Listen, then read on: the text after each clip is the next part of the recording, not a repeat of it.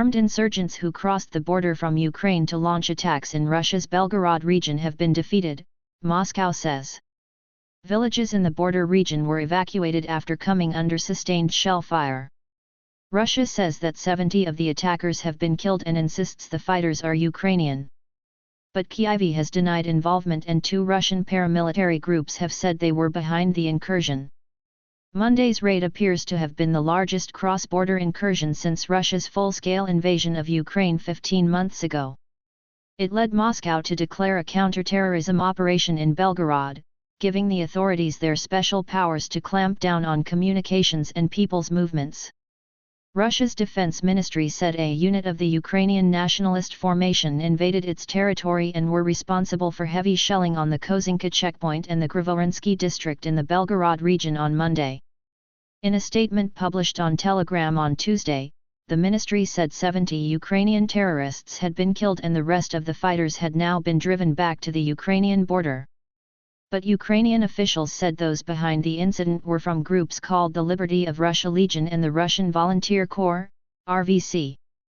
These are Russian patriots who want to change the political regime in the country, Ukrainian Deputy Defense Minister Hanna Maliar told Ukrainian TV on Tuesday.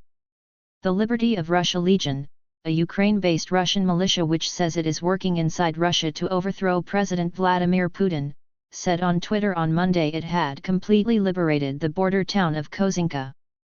It said forward units had reached the town of Gravorin, further east.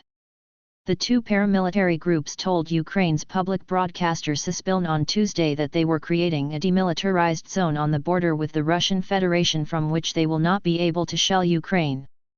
Belgorod's governor Vyacheslav Gladkov said several people had been injured in the fighting, including 2 civilians who were being evacuated from their homes. Mr. Gladkov said that people in several villages had been evacuated and warned those who had fled their homes not to return yet, as Russian forces carried out what he described as a mopping-up operation. He added that air defenses had shot down drones overnight, damaging buildings. The BBC has verified that a building used by Russia's main security agency, the FSB, was among those hit. It is not clear what caused the damage. Mr. Putin's spokesman Dmitry Peskov said that while there are many ethnic Russians living in Ukraine, they are still Ukrainian militants.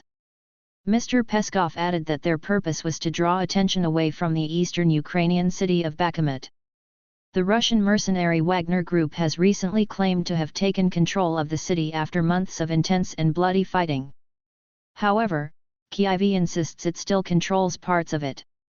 Mr. Maliar said on Tuesday that fighting in Bakhmut had decreased, although shelling was continuing in the area around it.